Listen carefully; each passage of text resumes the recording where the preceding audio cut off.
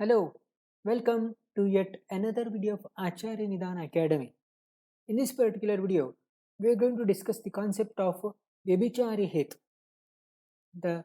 When you think about the concept of Vyabhichari Hetu, it is actually comprised of two main words, Vyabhichari and Hetu. This particular description is available in the context of Madhukosha commentary. The terminology of this Vyabhichari Hetu is available in that. The description of this Vyabhichari Hetu is available in Charaka Samhita Nidanasthana, 4th chapter, Prameha Nidana Adhyaya. And this is mentioned among the four categories of types of Nidana, that is Sannikrishta, Viprakrishta, Vyabhichari, and Pradhanika. So, Hetu, so this is what the Vyabhichari is categorized under these four types of the Nidana as such. When you say about the term Vyabhichari Hetu, first of all, let us look into the term Hetu. That is actually the term Hetu refers to the description available in Madhukosha Madhavanidana first chapter. Seti Kartavyatako Rogotpataka Hetur Nidanam. Sa iti Kartavyatako Roga Utpadaka Hetuhu Nidanam. So the term, the one which is doing the various kinds of the kartavya. So in that particular sense, that is deha vyapara. That is nothing but the words. That is what we can say. The abnormal functioning which is present inside the body, which is responsible for the utpadaka or the roga utpadana. So that means which is responsible for the manifestation of a disease. So that is the term kartavya, which is categorized under three different concepts. One that is dosha prakopa, second one that is dhatu dushti, third one that is khavaigunya. Dosha prakopa, dhatu dushti, and khavaigunya. So the characters of the hetu or karana that is being mentioned by Karikavali, अन्यथा सिद्धिशून्यस्य नियता पूर्ववर्तिता कारणत्वं भवेत् तस्य अन्यथा सिद्धिशून्यस्य नियता पूर्ववर्तिता कारणत्वं भवेत् तस्य अन्यथा सिद्धिशून्यत्वे सति कार्य अव्यवहत प्राक् क्षण अवच्छेदेन नियमेन विद्यमानत्वं कारणत्वं, which is a description available in Mayuratika of the same context. So that means the karana, whenever we want to say, four characters should be there. One that is avyavahita pratyasakti.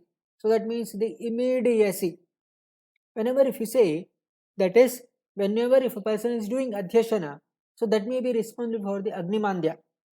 Whenever a person is doing vyayama, there may be a possibility of vata dosha prakopa in the body.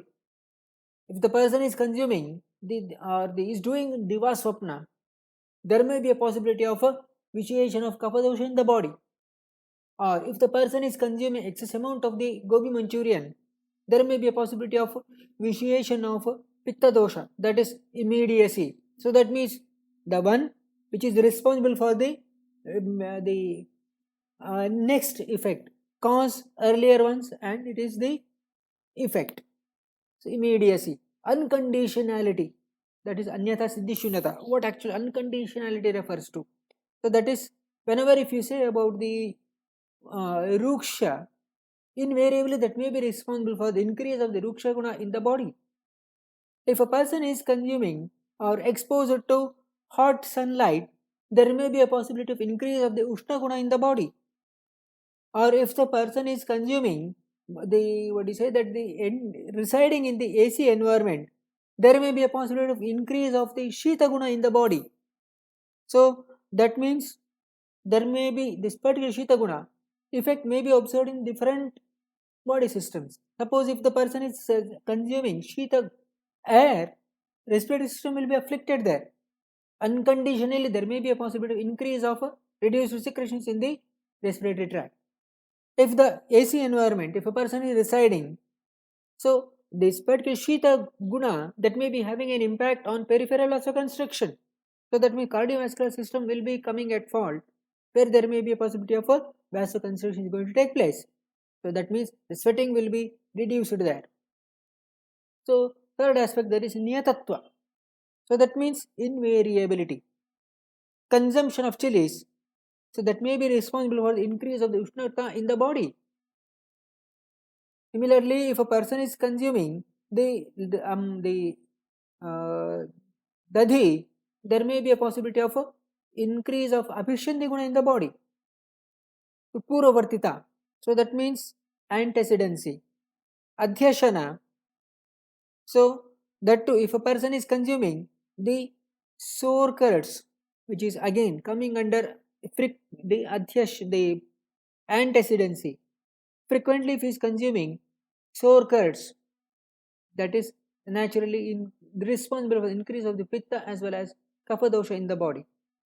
So that means these are the four characters that should be mentioned, that should be present whenever if you are going to say the hetu as such. So coming to the Vyabhichari Hetu as such, whenever if you say about it, uh, Vyabhichari Hetu, which may not follow these either one characters or two or three or any of the four characters of Hetu, that is not coming into picture whenever if you are saying it is Vyabhichari Hetu. That means it is deviated from the functions of kartavyata. That means dosha prakopa may not be occurring, or dhatu dushti may not occur, or the what do you say, that the kavaigunya may not be possible.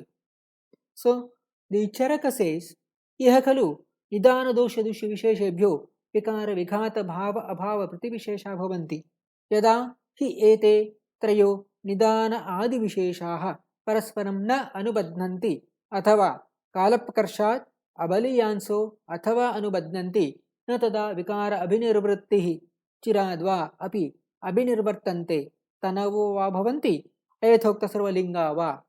So these are the what do you say, that the Vyabhichari Hetu factors as such. So why this particular Vyabhichari aspect for a Nidana that is going to happen?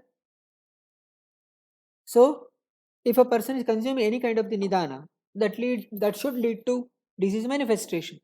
But because of the severity of the Nidana, if the person is consuming less amount of the pathogens, or less exposure of the pathogens, or less virulent pathogens, or the pathogens are entering through the only one orifice, in that particular sense the effect of Nidana to the human body will be milder. In that particular sense, the body's immune strength will be coming into picture to have the effect on the to have an adverse effect to this particular Vyabhichari, to this particular actual Nidana as such. In that way, the actual entry of the Nidana may not be resulting in the disease manifestation. Then regarding the dosha, the dosha visheshan will be proportional to the amount of the Nidana sevana.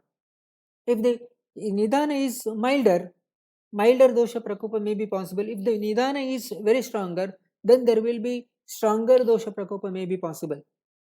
So the third aspect, that is the dhatu dushti, depending upon the area of the what do you say, that the depending upon the area of involvement, either there may be a possibility either rakta dhatu or rasa dhatu or mamsa dhatu, etc. Then the effect of hetu may be variable. Suppose if the person is doing more amount of the running, in that particular sense the dhatu dushti may be possible, mainly related to lower limbs.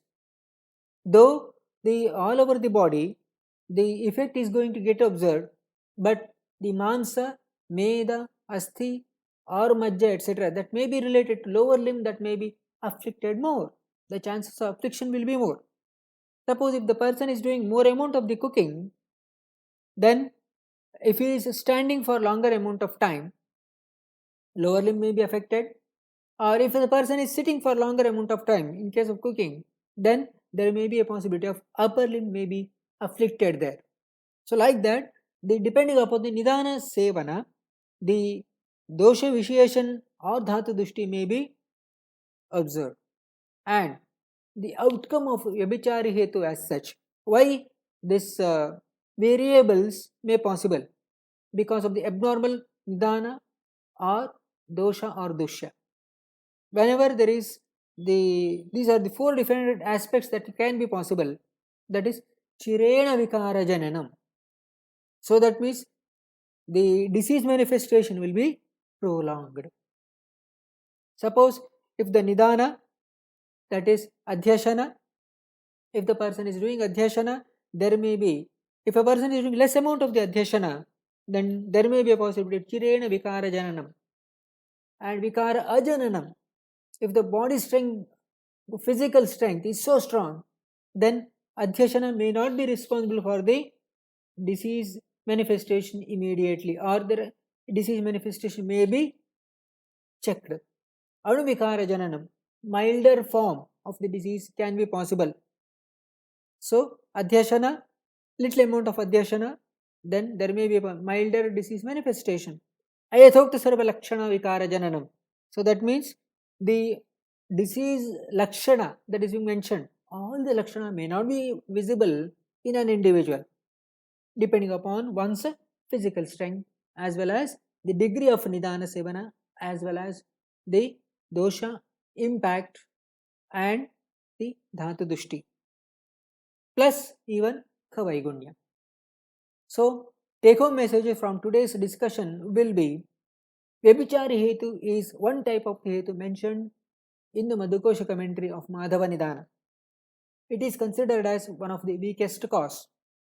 Means, so because of the degree of exposure of Nidana, say as well as Dhatu Visheshan as well as Dusha affliction, the disease may not be manifested in an individual because of the amount of physical strength that is acting against these three factors. Then Vyabhicharitva of Hetu, because of the due to the severity of the Nidana, degree of dosha vitiation in one or multiple or whole body as well as degree of Dhatu affliction is actually determining the Vyabhichari Hetuta. So, the effect of the Vyabhichari Hetu will be Chirena Vikara Jananam. So, that means the disease manifestation will be prolonged. Anu Vikara Jananam, milder form of the disease manifestation. Vikara Ajananam, no disease manifestation, as well as Ayatokta Sarva Lakshana Vikara Jananam. So, that means all the Lakshana mentioned in that particular disease will not be manifested in an individual. That's all for today. Dear ANA members, if you are getting the value or major, then mention the major key takeaways in this particular comment box below. What would be the next video would you like to have for discussion in this particular channel? And if you are liking this particular video, then spread this particular video to the true maximum Ayurveda learners, so that we can make a huge movement out of this pretty small message. That's all for today. Thank you.